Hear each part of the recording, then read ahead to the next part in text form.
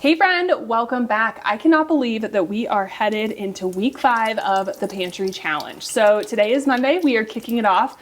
I had leftover beef and broccoli and rice for lunch.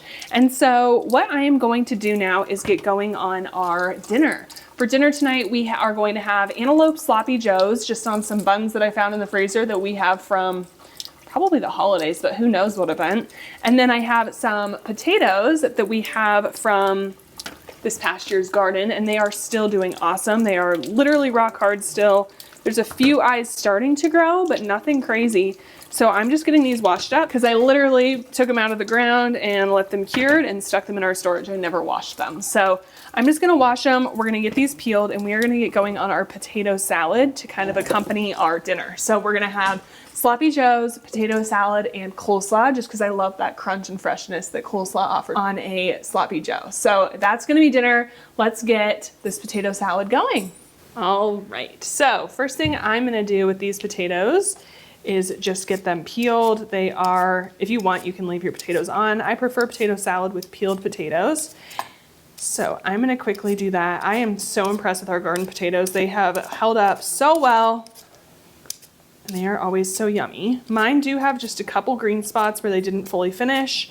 So I'm gonna cut those off because they tend to give you a bit of a bellyache if you eat those green spots. So I'm gonna go ahead and cut those off. And then I do have just one bad spot here on this potato. So again, we'll just kinda, it's a big piece. We'll cut that out.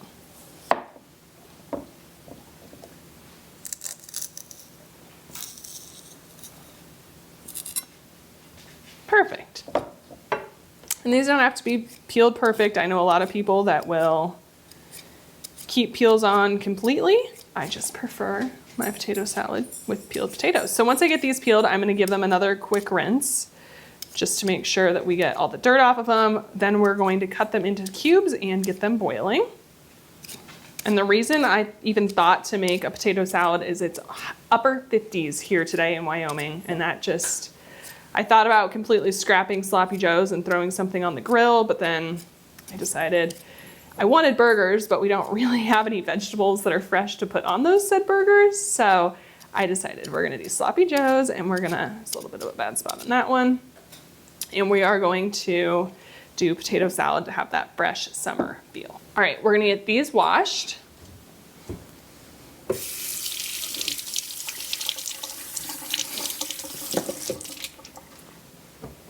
And then all I'm gonna do is just cut these into pieces so that they, geez, that was quite the grip it had on there, so that they cook up a little bit quicker.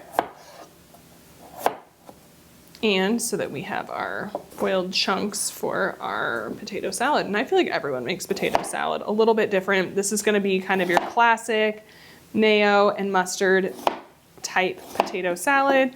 I did, exciting news, find my dill. If you've been following along on this Pantry Challenge, you know I lost my dill seasoning at the beginning of this, right when I was starting the challenge. I could not find it.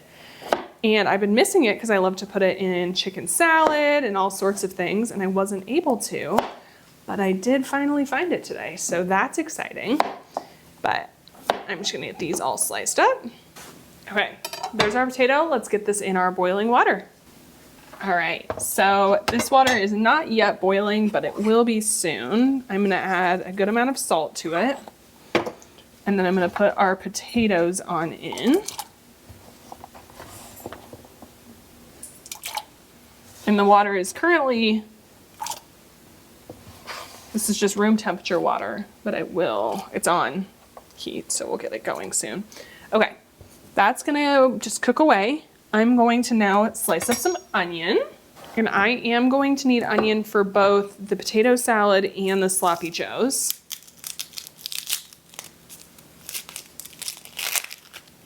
So what I'm gonna do is just chop up this whole onion and leave it on this cutting board, and then we can use however much we end up needing.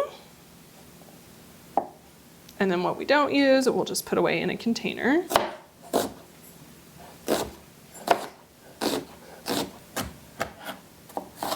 Okay, that is a lot of onion. It was a huge onion. We've got that. I'm just gonna leave this here and we can grab from it as needed.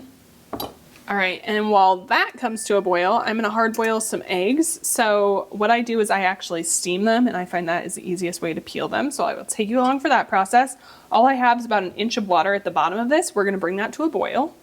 All right, water is boiling. So what you do this carefully, is I put a steam basket in. Then I'm gonna put my eggs in. I'm gonna do 6.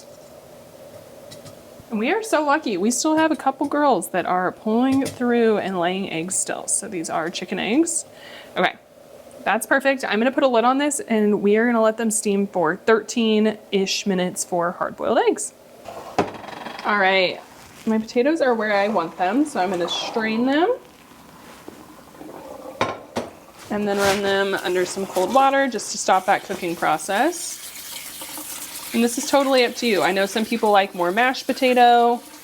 I like my potatoes to be like chunks, but still have a little bit of that mashed component. So mine are soft, but not crazy soft, but you do this however you want. Perfect. I'm gonna set these on a towel.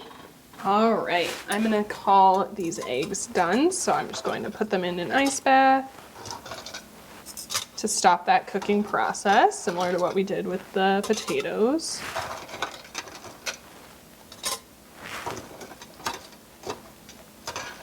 Roll them around a little bit, make sure all the sides get in. All right, and I'm just gonna let those sit and cool down for just a minute and then we will get them peeled. All right, so I did finally dice up a little bit of onion, just more than the rest. So I'm gonna throw that in, and that's just because I don't love huge pieces of onion in my potato salad. I think I'm actually gonna do just a little bit more. We do love onion. All right, we'll throw that in. I would say that's probably about 1/4 cup. I'm gonna put this off to the side. And then my potatoes are dry, so I'm gonna put those in. And now let's get to peeling our eggs. So I usually just break it on the bottom.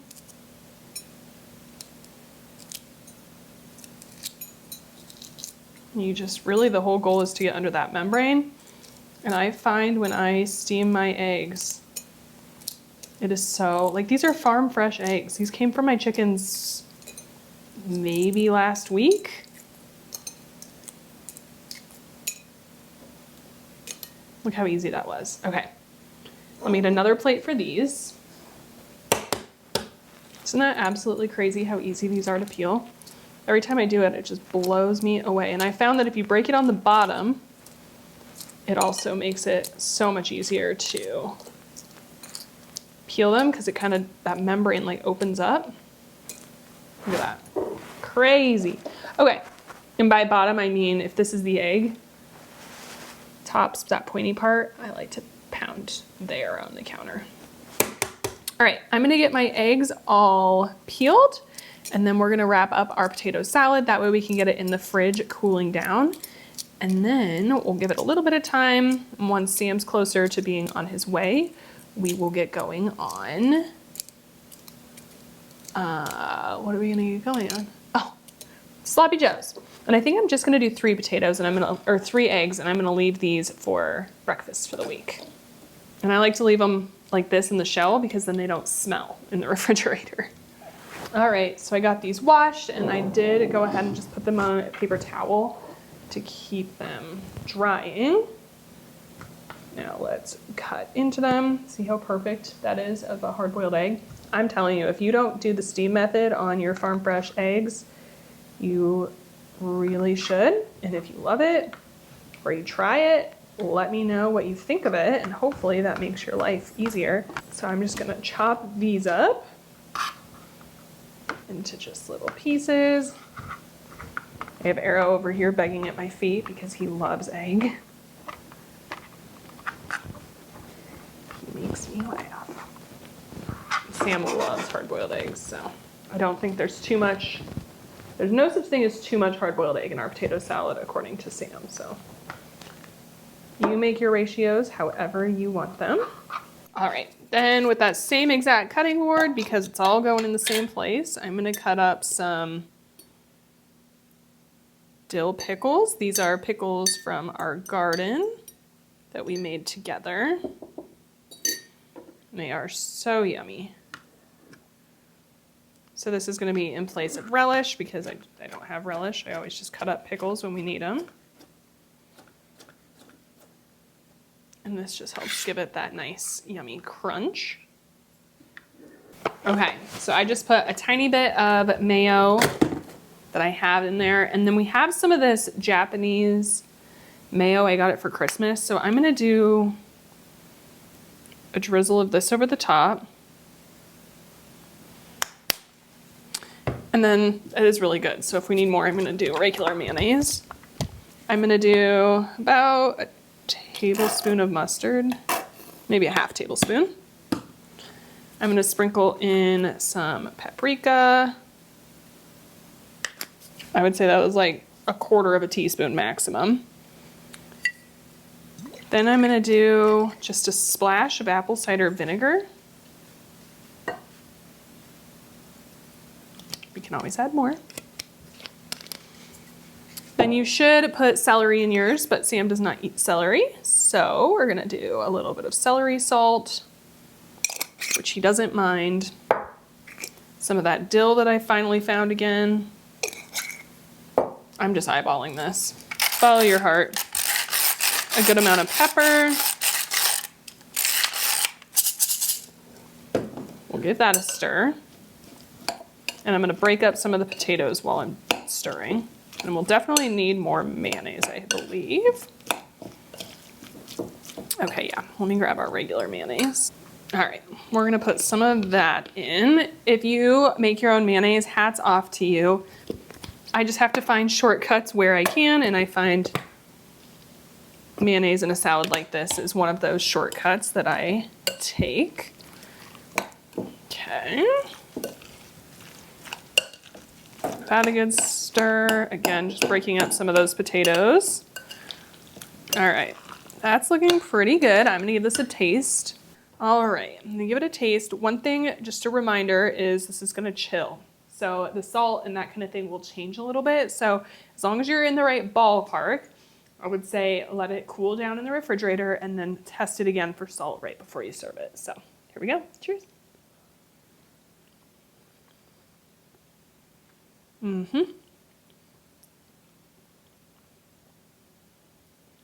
don't think that needs anything. If anything, a little bit of salt, but like I said, I'm gonna put this in the refrigerator, let it sit for a minute, and then once it's cool, we'll try it again, but that tasted perfect to me. Okay, that was easy enough. Now let's get going on our coleslaw because it's gonna require a lot of the same ingredients, and I like to just have a little coleslaw crunch on top of my sloppy joes.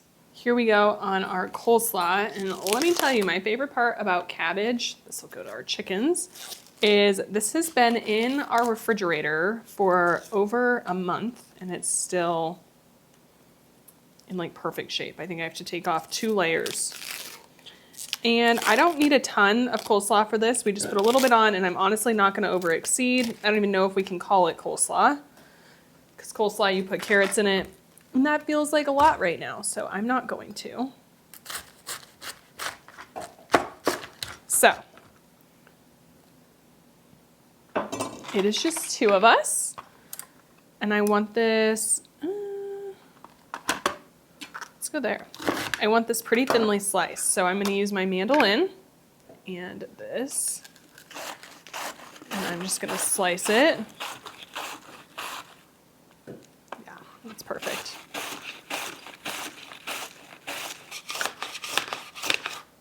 Okay, and that'll go to the chickens. Okay, so easy. So we're gonna dump this into a bowl, and then I'm gonna make my dressing. I'm gonna do like 1/8 of a cup of olive oil.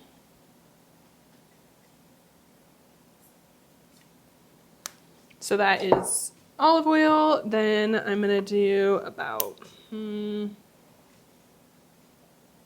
teaspoon of honey. I'm gonna try for about a teaspoon of grainy mustard. However, this stuff always comes out perfect, however it wants. Then I need some Just a little bit of celery salt. Ooh, that might have been a little too much. That's okay. We won't add regular salt. Then just a little cracked pepper.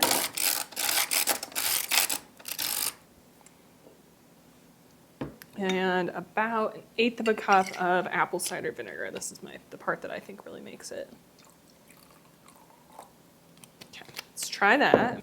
In my opinion, it is best to make salad dressings in jars. So just shake it.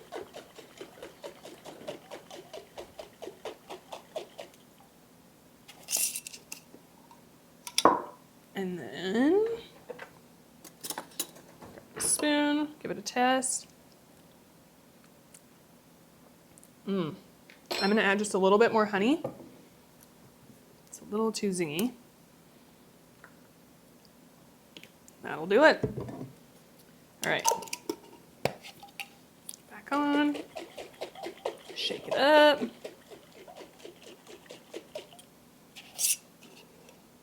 then we're gonna dress this. Again, put carrots in your coleslaw, green onions. Be a little bit better than me if you want, but I just am not feeling it, so I'm not going to. Mostly my carrots are downstairs in dirt, and I'm not feeling it. Okay, let's give one piece a test. Yum. Wow, okay, that's perfect. This is gonna go in the fridge. We'll pull it out when we're ready for sloppy joes. All right, my pan is heating up. I'm gonna put some oil down. All right, we're gonna call that good. I'm going to put in our antelope meat. And then I'm just gonna break this up a little bit, and then we're gonna let it brown for like probably 7-ish minutes. This is about halfway done. So at this point, I'm gonna add in some peppers that were frozen from the garden and our onion. It is kind of a lot of onion, but that's good.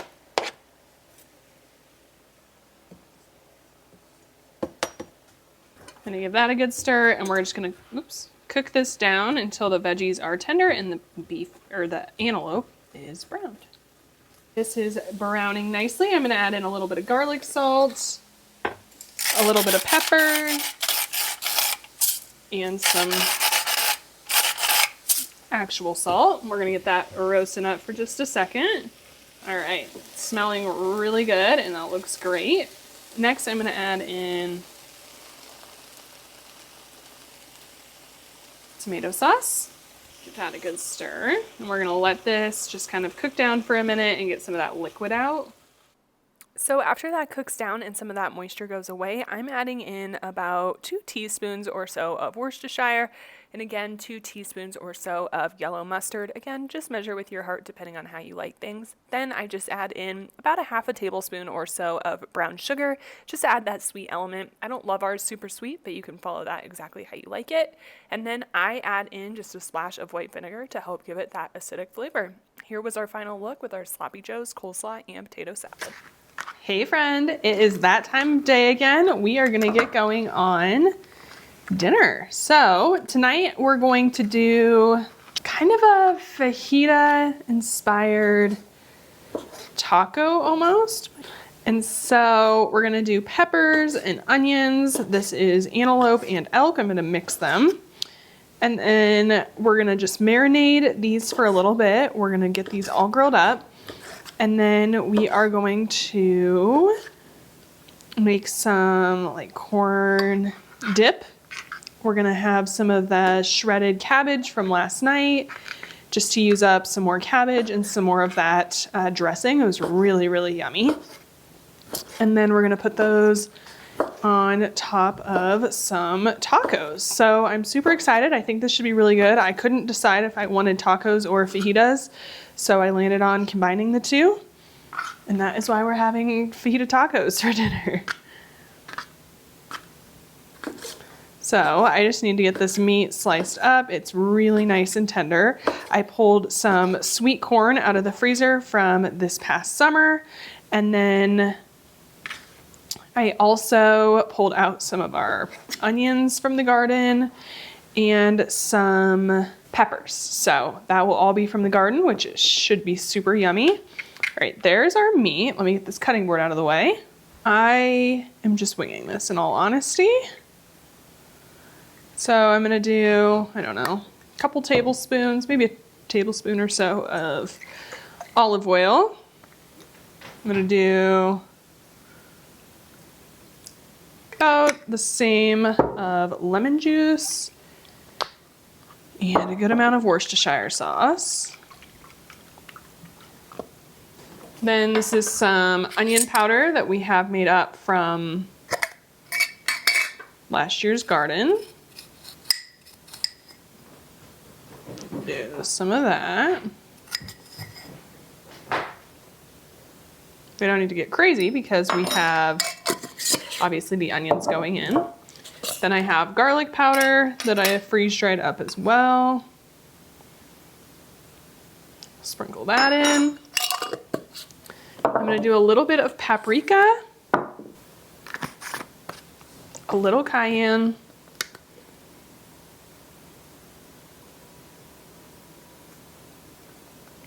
it's probably a lot of cayenne, and some seasoned salt.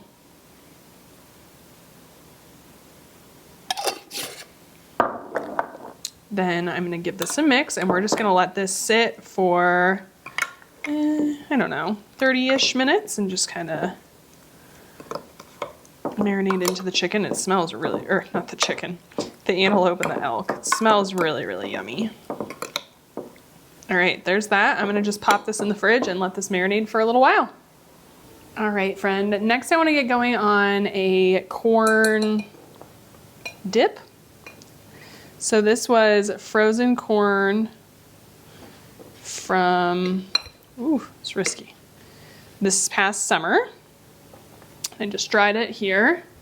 And then I have a can of diced green chilies that were also from our garden. Those are still a little bit frozen, but that's fine. I have some onion I'm gonna throw in there.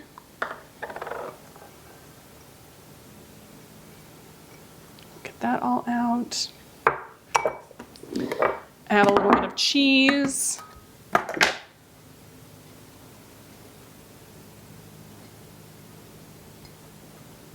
I should have chosen a larger bowl. And then I'm going to season this with a little bit of cayenne. Those green chilies are a little spicy as is, so I don't want to get crazy. A little paprika, just for a little smoky flavor. Some seasoning salt. And then a little garlic.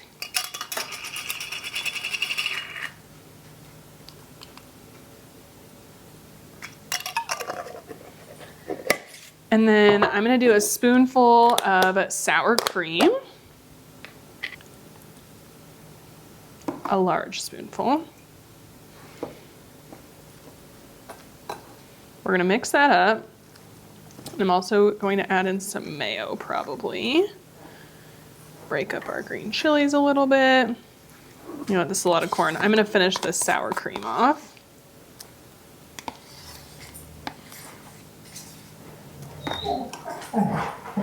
And I like to save these containers and wash them out. And then if we have guests that come over for dinner or Sam wants to bring something into town, we can just put it in there and then I don't have to worry about getting my Tupperware back. I'm gonna add a little bit of mayo and a little bit of freeze-dried cilantro. This would be better with fresh, but you know how it goes. This is Pantry Challenge. All right, this is looking pretty good. I need the rest of those green chilies to defrost, so I'm just gonna leave this sit here. And what's great about this is you can eat it on our tacos, and then after tacos, we now have a corn dip type situation that we can just put dip chips into. So I'm gonna leave that out just to come up to room temperature, and we'll get going on the fajita filling. So for our steak, I'm just going to use my cast iron grill pan, which I absolutely love. If you don't have one of these, I highly recommend it. But we're just going to sear these off. Everything is pretty hot, so I start out by spreading the meat, and then once the meat was about halfway cooked, I then went ahead and moved it over to one side so we could add in some of the vegetables. This allowed the meat and the vegetables to all come together at the same time. So here I just have some frozen onions from our 2022 garden that I want to use up. I didn't season them or anything. A lot of that seasoning is already on the pan from the steak.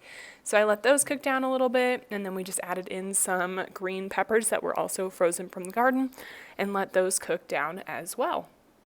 I find this to be the quickest and easiest way, oh, there's Sam's little thumbs up, to make dinner in one pan. So here's a look at our tacos with the meat, the coleslaw, and our corn salsa. Hey friend, I am currently getting dinner pulled together and getting some road snacks pulled together because we are hitting the road tomorrow for just a couple of days. We're gonna have a house sitter come in and watch all of the animals, but we are going to go on a little trip down to Colorado really quickly. So I wanna get some of our food ready for that to make sure that nothing's going to waste. And at the same time, since I'm already cooking, I am going to get our dinner going. So for dinner tonight, I have laid out a smoked ham from the pigs that we processed together. And then I'm gonna make kind of a acorn squash quinoa type salad as well. So we're gonna get that going. Then I wanna make some apple chips with the few apples we have left. And I also wanna make some orange chocolate chip muffins because we have a few oranges left. And I wanna make sure those aren't going bad while we're gone. So we've got a lot to get done this afternoon. Let's go ahead and get this all going. I'm just leaving this ham out to defrost. We're gonna get going on the quinoa. While that's cooking, we can get the chocolate chip muffins going, and then the apples should honestly be pretty quick. Let's get going. All right, so first thing I wanna do is get my quinoa going. I like to just do this in my rice cooker. And I'm gonna do a half a cup of quinoa.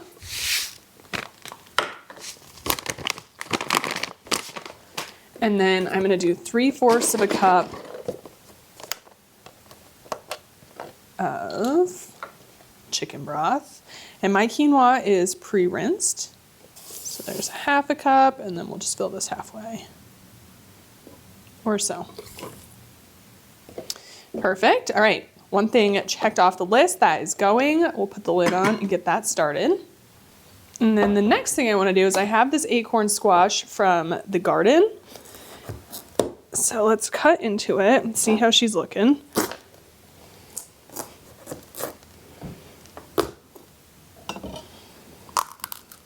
Awesome, looks great. Got that cutting board a little dirty, so that's fine. I'm gonna scoop these seeds out.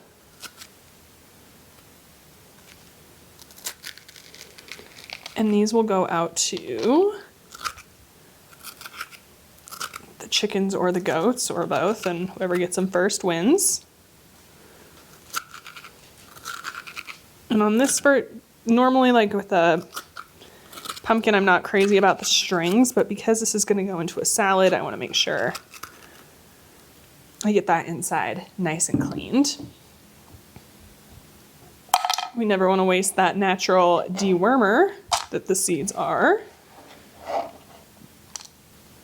Perfect. And then I'm trying to decide how I wanna roast them. I'm gonna clean this off. I think I'm gonna cut this into wedges.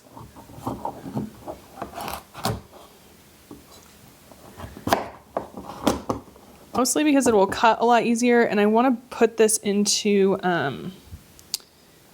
little pieces in the salad. I don't want to like mash it, so I think if I wedge it, it'll make it easier. Come salad assembly time.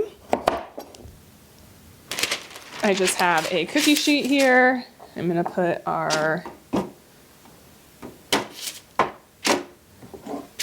squash pieces down. And I'm gonna put some salt and a little bit of olive oil. I guess I should put the olive oil on the actual meat portion. So I'm just gonna drizzle.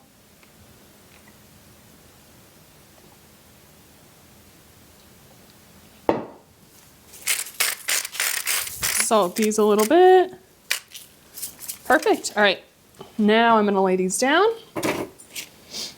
into the oven. They're gonna go. All right, next thing I wanna do is just, while I've got the cutting board out, I'm gonna chop off the end, I am going to make apple chips. So I'm just taking my mandolin and I'm going to slice my apples into rings like this. This is called using your resources, but I have this cap to a old miniature, my oven is preheated, olive oil container. So I'm going to use that as a punch to get the core out. I didn't want to use anything too big because I don't want to waste apple, but I also want to get the core out and I wanted cute rings. So this is going to be a little bit of a tedious task, but not to fear. Not every piece has like a important piece of core to get out, so I'm only going to do it on the ones that the core needs to come out. Like this one, for example, I don't like when you can taste it, or the ones with the seeds. So glad I had this cap. It's a random find. All right, here is our apple rings, and I'm gonna sprinkle them with some cinnamon. All right, and the tiniest bit of salt. All right, now into a 200-degree oven these go, and they're basically just gonna dehydrate in there. Alrighty, next I'm gonna do oranges, and you can see these oranges they're not looking bad, but they're not looking great by any means. So what I'm gonna do is juice these oranges. And I'm trying to do these all in order of like flavor. So I'm gonna use this cutting board next for onion, but I wanna make sure that I'm getting the oranges and the apples and the squash done first so that everything doesn't taste like an orange. Or doesn't taste like an onion. And I know, usually you're gonna use an actual orange, but I have these clementines. And since they're not looking great, I don't want them to go to waste. So I figured, why not juice them? All right, we got exactly 1/4 cup, which I'm good with. Let me get this out of the way. We're gonna clean up this cutting board and we're gonna slice up an onion. And then we just have this onion from the garden. Whoa, let's get that off. And I pulled these in what, September probably? And they're still looking wonderful. And I find, ideally we would put a red onion in this, but I don't have any red onions left from the garden. So we're gonna use a yellow onion instead. And I'm just going to dice it, not super small, because I still want you to be able to know it's there. I'll put this in a little bowl just off to the side. And I think all our chopping is done. So I'm going to pull this away. Let's get going on our muffins. All right, friend, for these orange chocolate chip muffins, I'm gonna start with 1/2 cup of sugar. You could do any sweetener that you like. Then I'm gonna add in my squeezed orange juice. I'm gonna put in 2 eggs.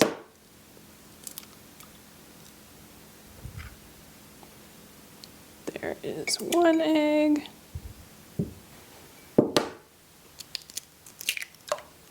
There's 2 eggs. Let me go wash my hands. All right, now we're gonna add in a teaspoon of vanilla. Again, measure vanilla with your heart. It's definitely more than a teaspoon. And then a fourth of a cup of milk. You can use almond milk, oat milk, whatever you like. Okay, we're gonna put this down and give this a nice whisk. All right, this is looking good. I'm gonna put in 1 tablespoon of avocado oil or coconut oil, whatever you want. And then I'm gonna do 1.5 cups of flour. This is gluten-free flour that I'm gonna be using. I'm just gonna dump it in. All right, perfect. I need 1/4 teaspoon of salt. Oh, I'm dropping oil everywhere. And then 2 teaspoons of baking powder. Just 1 teaspoon, 2 teaspoons. All right, let's mix this up. Turn this off. I'm going to scrape down the sides, and I think I'll need to add in just a little bit more flour.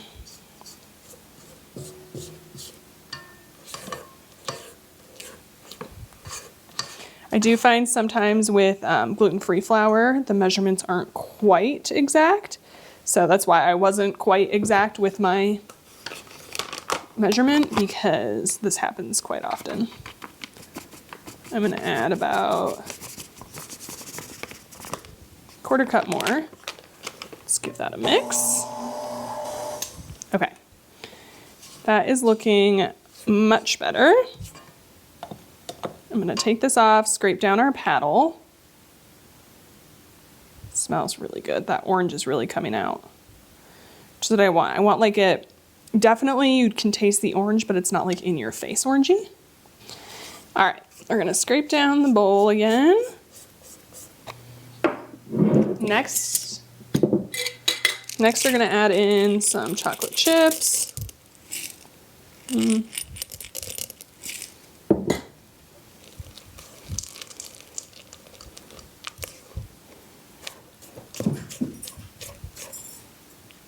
Let's get our cookie trays or cookie sheets going. Cookie liners, no, muffin liners, goodness. I'm gonna get some of these liners, put in my tray.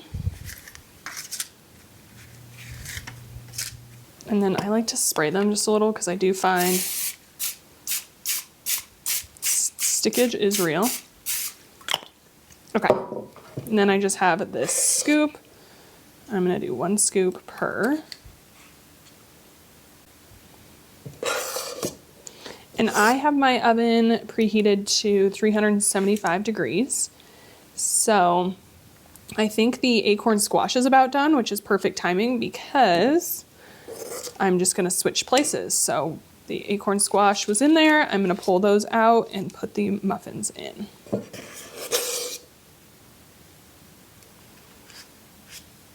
All right, now the option is yours. You can put more chocolate chips on top. I like to sprinkle mine with just a little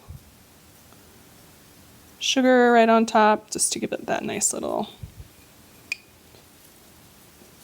something extra. I feel like the top of muffins are always the best part.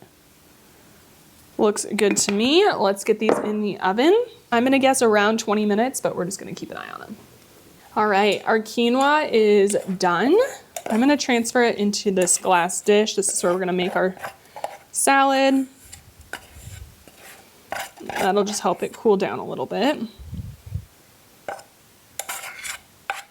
All right, now let's transfer this over here. We're gonna make a little dressing. So I'm gonna do 2 tablespoons of olive oil. 1, 2, sure. About 2 tablespoons of lemon juice. We'll say that. 1 tablespoon of honey. And then some thyme.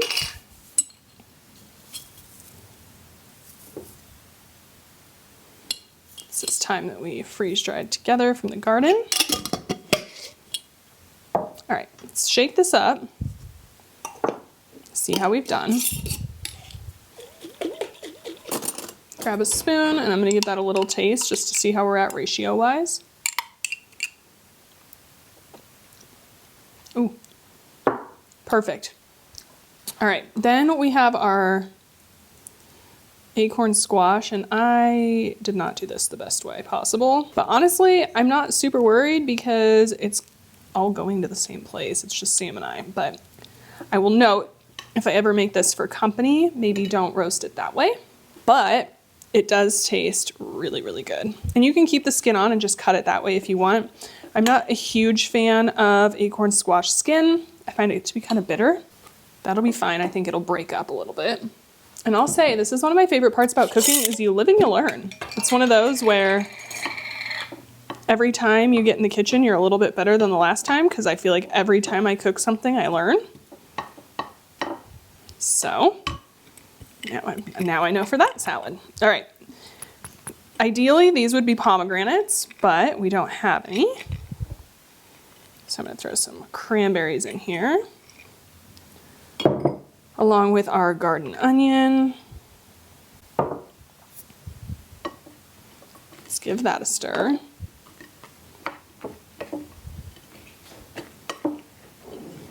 And then we're going to just dress it. We might not need all the dressing.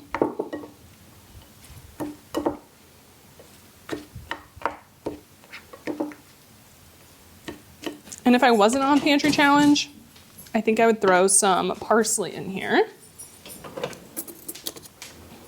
I'm gonna give this a quick bite. Here's our quinoa salad.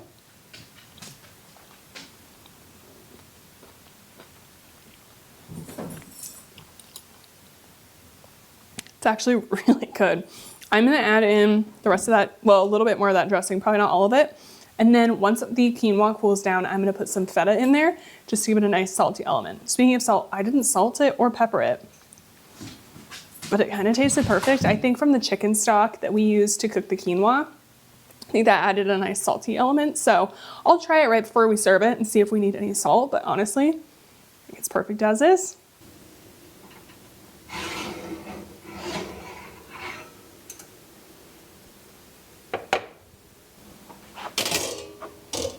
All right, these just came out of the oven, and I would recommend waiting till they cool down, but I never do. So I'm gonna remove them. I'm just gonna remove them from this tray so they can start cooling. And then in a few minutes, we're gonna have to sample one. Okay, dishes are done. I'm gonna reward myself with a muffin.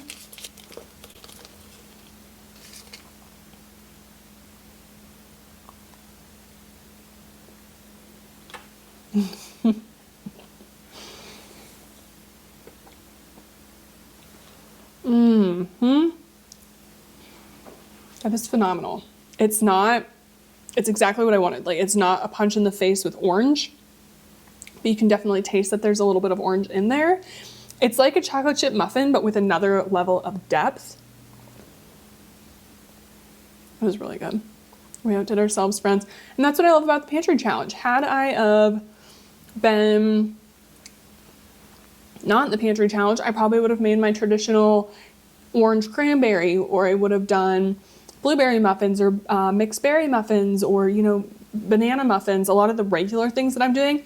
But since I don't have a lot of those ingredients, sometimes you have to think a little bit outside of the box. And this is the perfect example of how it can turn out so, so yummy.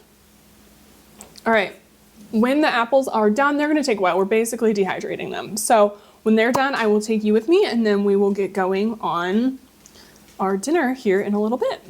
So our ham was already smoked, so all we did was wrap it in foil and just let it heat up. Then we had some potato salad and our quinoa salad on the side. And then here are our apple chips. They dried out, they became really crunchy, and were such a perfect snack for the car. All right, friend, that is it for week 5 of the Pantry Challenge. We're obviously cutting it a little bit short because we are hitting the road for a couple of days, but I do have some yummy snacks. We have those muffins. We have a good amount of appetizers, some of that corn dip. We have sloppy joes, all sorts of food that we'll be able to bring with us and eat in the car, potato salad, whatnot. So I'm really excited about that. We have these muffins for snacks, so it's gonna be perfect. We are finally done with week 5 of the Pantry Challenge, and honestly, I feel like this is the week that it wasn't that hard at all, and we're finally making a dent. Like, I can see the bottom of my freezer. About one of the shelves in the garage is like halfway empty. things are getting exciting. We're finally making a dent. And next week, when I get back for week 6, I am allowing myself that $40 budget to get some fresh produce to get us through the end of the pantry challenge. So make sure you stick around for that if you want to see what I end up going and getting at the store. And if I end up going to the store for anything, I'll definitely bring you along for that. So make sure that you subscribe so you don't miss that. If you liked today's video, please give it a thumbs up and I will catch you in the next one. Thank you so much for being here, friend. Goodbye.